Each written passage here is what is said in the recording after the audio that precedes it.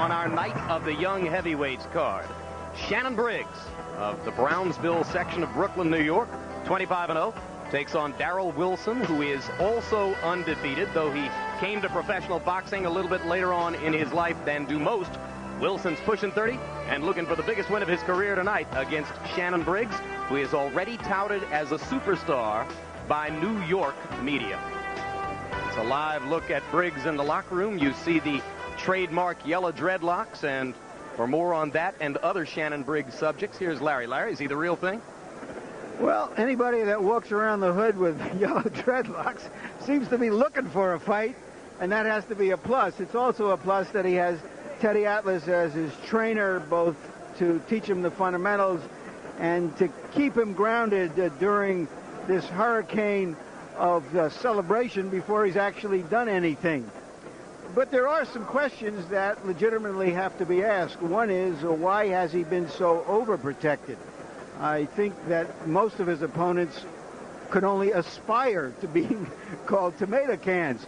And secondly, why is his manager, who says he's going to make hundreds of millions of dollars with this fighter, trying to raise $10 or $12 million in a stock offering? Why give away some of that money? So while you have to love his talent and his ambition, you also have to ask, what does his management know that we may not? Well, indeed, nobody gets this much fanfare without arousing some skepticism. And one thing that the skeptics love to point out about Briggs is a rumor, rampant in New York, George, that he's been knocked down at least twice in the gym by sparring partners. Now, let's just suppose for a second that the rumor is true. If a young prospect like Briggs is getting dusted to the canvas occasionally in the gym, does that automatically mean that his chin isn't what he would want it to be? Well, in school, you're going to make your mistakes. Probably they've got him practicing things he's not yet acquainted with. And if you're going to get knocked down, have it done in the gym where it doesn't count at all. So that's no problem. It just does not count. All right. Here's what does mean something, at least on paper. Shannon Briggs, among all of the 6 stars you're seeing here tonight, has fought, at least on paper, the weakest opposition. You see that his last 5 opponents combine in win-loss percentage to have won only 60% of their bouts, as opposed to, for instance, Ruiz, who had fought fighters who won 75% of their bouts in the last 5 fights. Does it mean anything? Maybe, maybe not. You're about to get your own look at Briggs to determine whether the star story and the star quality are matched by the kind of substance which will be necessary to turn Briggs into the heavyweight superstar that so many of his supporters and believers say absolutely he will be. Young heavyweight Shannon Briggs still lives just across the bridge from Lower Manhattan in the Brownsville section of Brooklyn. It's a tough neighborhood where the struggle is to make it and the goal is to make it out. Perhaps it's the challenge of such a neighborhood that has helped produce 3 world heavyweight champions. Floyd Patterson, Mike Tyson, and Riddick Bowe hail from Brownsville. People look at the fact that Mike Tyson and Riddick Bowe came from Brownsville, and they say, well, Brownsville must be a tough place, and it breeds these great heavyweights or whatever. But Brownsville is no different than any other inner city. You know, there's crime, of course. There's people who do great things. In weight and in reach. Punch stat numbers, Larry. Here you see that they throw roughly the same amount of punches per round. Briggs lands roughly twice as many. Here's the opponent's connect rate. Wilson gets hit a little bit more. Briggs is so busy on offense that his opponents are covering up more. Rules of the bout with our unofficial ringside scorer, Harold Letterman. The Shannon Briggs-Darroll Wilson fight is scheduled for 10 rounds. The standing 8 count is in effect in this fight. There is no 3 knockdown rule. The referee or the doctor can stop the fight, and you cannot be saved by the bell in any round, including the 10th and final round. Jim. All right, Harold, let's take a look at one member of the audience who was once a developing young heavyweight, and Jerry Cooney. You know, Jim, long before you joined us, we had the original night of young heavyweights. Jerry Cooney was on the card. Page was on the card. And Pinklin Thomas was on the card. Thomas and Page became champions briefly, and he became a top contender. comes a man who would love to become a top contender against the odds. All he has to do it is beat Shannon Briggs tonight. Darroll Wilson, his last 5 fights have gone the distance. His trainers say that's good. He's learning to box.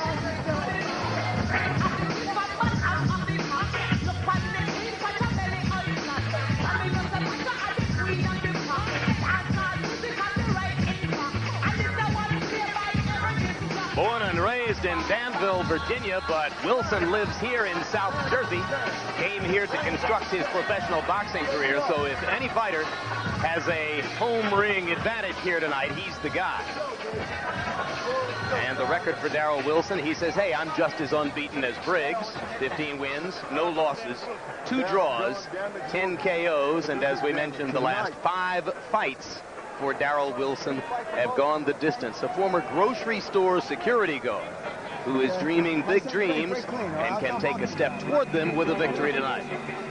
And he says that Briggs can't beat him on a bad day. Here comes Shannon Briggs.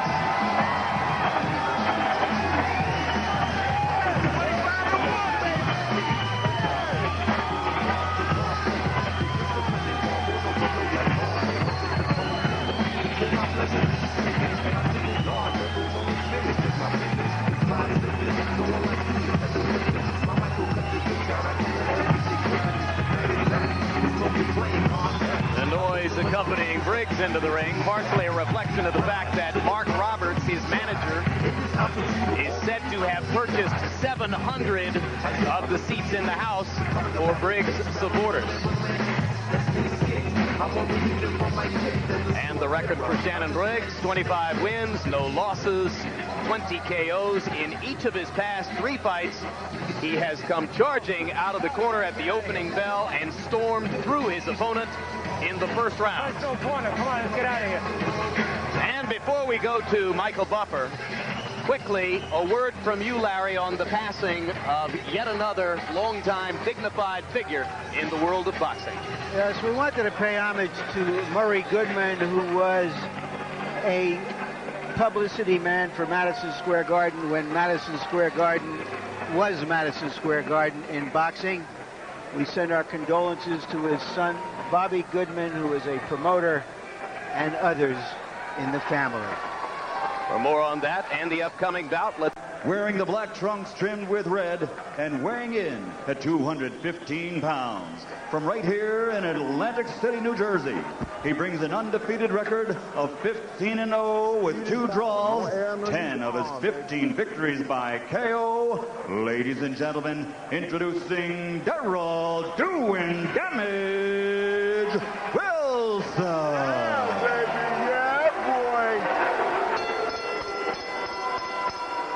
And his opponent across the ring, fighting out of the blue corner, wearing black, trimmed with gold, and weighing 227 pounds. From Brooklyn, New York, he trains and fights out of the Mark Roberts House of Pain Gym in West Orange, New Jersey. His record, also undefeated, 25-0, 20 KOs. Ladies and gentlemen, he is the undefeated Shannon Briggs.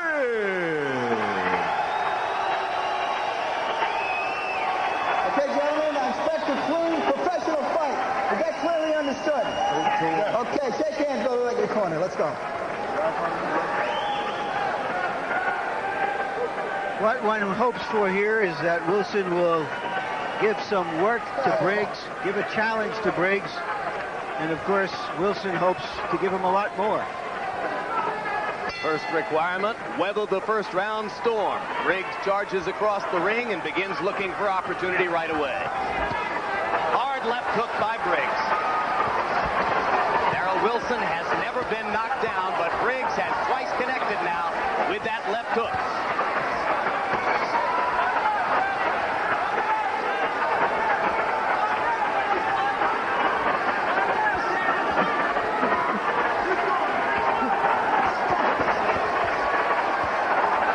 Another left hook lands. Wilson wobbly. Briggs trying to finish him right away, as he's done in each of the last 3 bouts. Wilson needs to grab and hold here, George.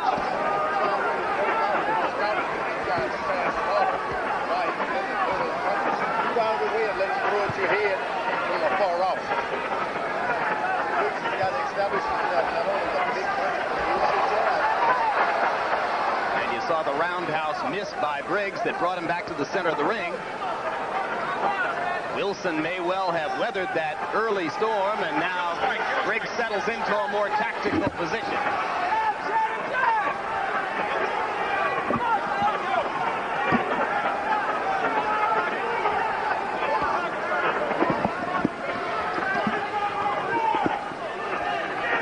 Briggs has got to understand that if you're going to be tall, you're going to be big, you're going to have to use that big left jab. Coming up young, a lot of fighters get a few first, second round knockouts. They forget about the jab. I think he just remembered it, George.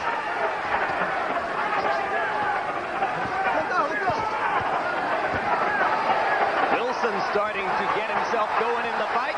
Lands a straight right hand and comes back with a left. Now Shannon Briggs smiling at him as if to say, oh, you think you can fight with me? Briggs blocking that right-hand try by Wilson.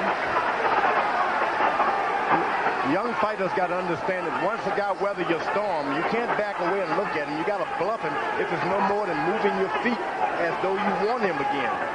Little tricks like that comes with time. But if you stand back, they think, oh, he's tired, and then they'll attack you. So Briggs has already shown you two things he still has to learn, huh? Yep, when you're not throwing punches after you've been on the attack, bluff like you've got more if you don't. Left hook lands in close for Briggs. Goes back to the jab. Wilson says, I can jab with you.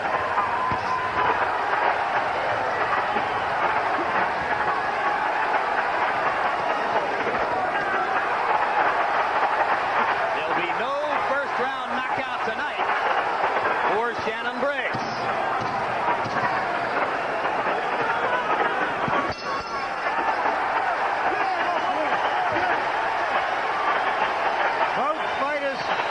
Something in that round. Yeah, work on that. Relax. Do not allow yourself to panic. Do not allow yourself to doubt yourself. You understand? There's no different than when a guy tries to make a run in the gym. There's no difference. You understand? That's it. All right. Now take a deep breath. Calm down, just like in the gym, baby. You know what I'm saying? You can beat him up there. You can beat this guy, man. Keep putting that jab to his ass. Here's Briggs boring in early in the fight, but Wilson is staying right with him, covering up, hanging in there. As I said earlier, an undefeated fighter can be hard to beat because he doesn't think he can be beat. Both trainers have tried to settle down their young fighters by reminding them it's just a fight, just like in the gym, only a lot more so, George. This is when the gym really pays off. Converted southpaw Darroll Wilson into the second round with Shannon Briggs.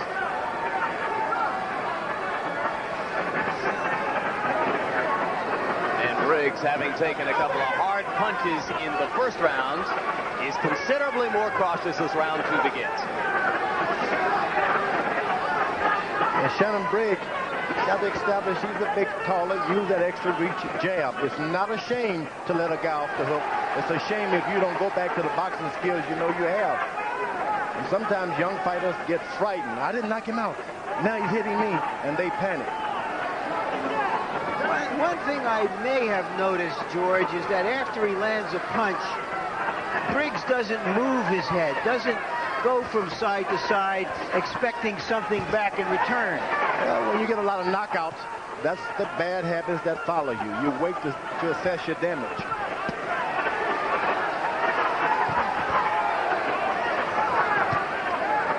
Briggs doesn't appear to have much head movement at all, George. Not at all, but that's why he's getting hit with stuff like that. Now, Wilson is developing some courage. That might works to Shannon Briggs' advantage. He can catch him when he's trying to hit him. Well, that's fine as long as Briggs doesn't mind tasting leather. You're going to taste leather in this business, and sometimes an undefeated fighter who's had his path pretty much sweet for him, it's hard to realize this is a tough business. People hit you. Darroll Wilson Obviously an effective athlete. High school baseball and football star. Took up boxing relatively late.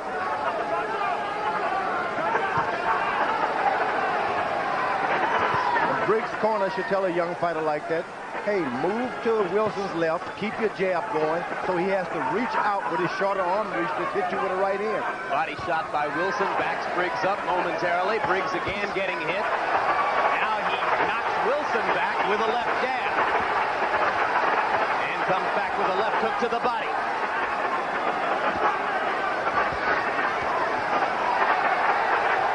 Briggs has to understand that the damage he keeps doing is in the middle of the ring. So when the guy gets on the rope, he seems to react and survive. Keep doing your damage in the middle of the ring. Don't wait. Don't try to finish him off. It'll happen on its own. Wilson continues to connect at a relatively high percentage. Briggs without head movement and showing a tendency to admire his work.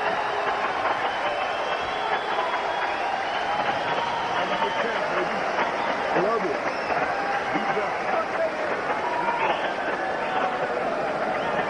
I got him more. To make you think negative or to doubt yourself. All right? Pull yourself together and let's be a pro. I know what talent you have. I know what size you have. I know what strength you have. Act like a goddamn pro. Do you understand what I mean by that? All right? Now listen. This is what I want. He's got you. His greatest defense is to get you to think that you got him for one, and to get you to think he's doing more than he's doing. Just because he's steady. That's all he is. Now listen, use your jab, don't look for one punch. And when you miss the right hand, come back with the hook to the body. And make it two to the body. He ain't got no heart. Take a deep breath. Here, come on. Behind the jab, all right? And no posing. No posing. You heard at the end there Teddy Atlas talking about what we were talking about, Jim and George. Don't pose after you hit the man a punch. Move.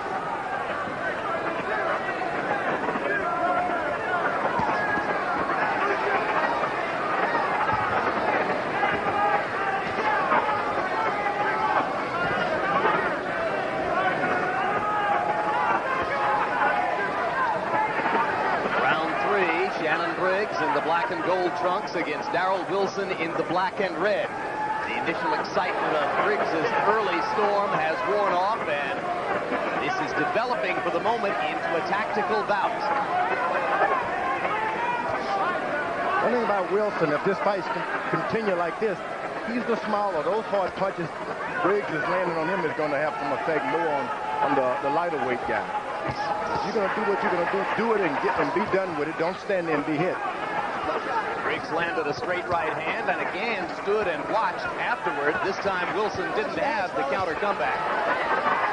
Now this is to Wilson's advantage. You want to stay close like this, because then whenever he hits you, you can hit him back. His head is up there for you. You don't have to reach out. Briggs has got to understand that. Keep yourself away from these little guys. And again, the absence of head movement for Briggs, making it possible for Wilson to connect consistently inside. Another thing Briggs may have to learn, as George was suggesting before, is to be able to fake his opponent. He just shook his head as if to clear it, signaling Wilson that he may be a little dazed. That's true, and that's pretty amateurish. These are the things that trainers cannot teach a guy. You've got to ask other fighters who are old in the gym to tell you about these things. Left eye, or check it, the right eye of Shannon Briggs is cut. He's got a cut beside and maybe above the right eye. And that's a big target for Wilson, and he floors Shannon Briggs. This is over.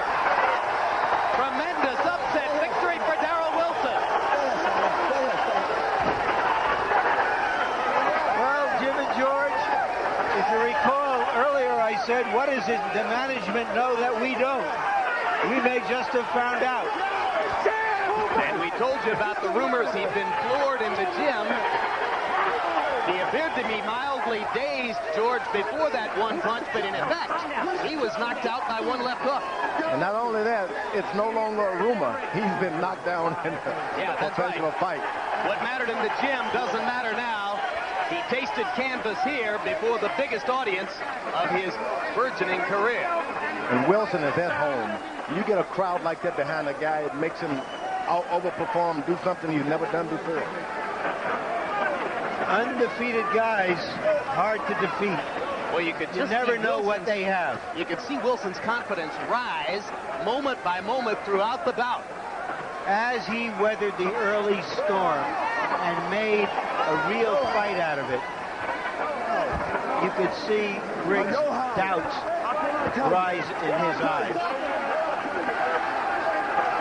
So first the cut, and then 20 or 30 seconds later, the knockout. Let's take another look.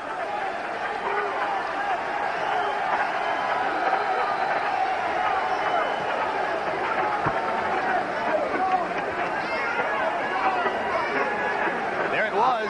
Short left hook inside. What do you think, George? I think the initial cut disturbed Shannon Briggs so much. He reached to touch his eye. I cannot be cut. And from that point on, he didn't need a punch. He was already defeated.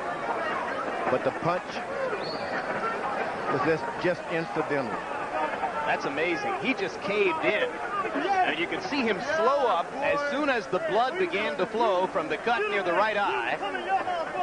Take another look at this knockout punch, George. I'm not even sure it landed on the point of the chin. That it was. But it was the initial cut. A guy being in, getting himself in a territory. Darroll Wilson. I guess we might be saying that name again. More often there, sir. Congratulations. When you weathered the early storm, did you think that this would happen? All the way watching the tape. He strong for the first 3 rounds. After that, took my time. He rocked me a little bit. Caught me a couple good punches. But I weathered that. And it just took me time to warm down, and I warmed down.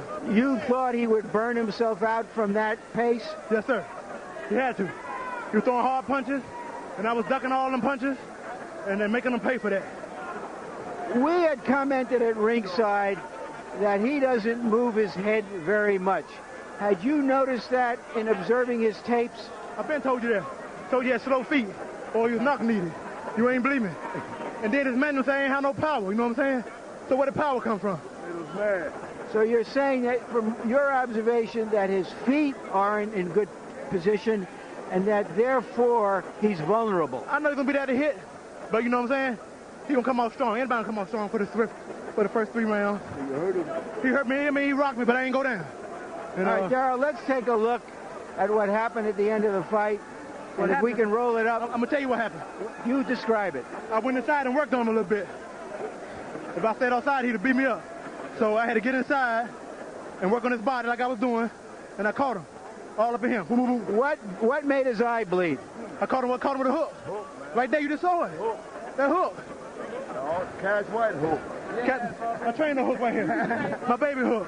That's right. He was out, and he ain't never been tested before. Congratulations. You have every reason to be as excited as you are. I got one thing. Jim and George. This corner, them, they ain't have no power, and my manager was unknown.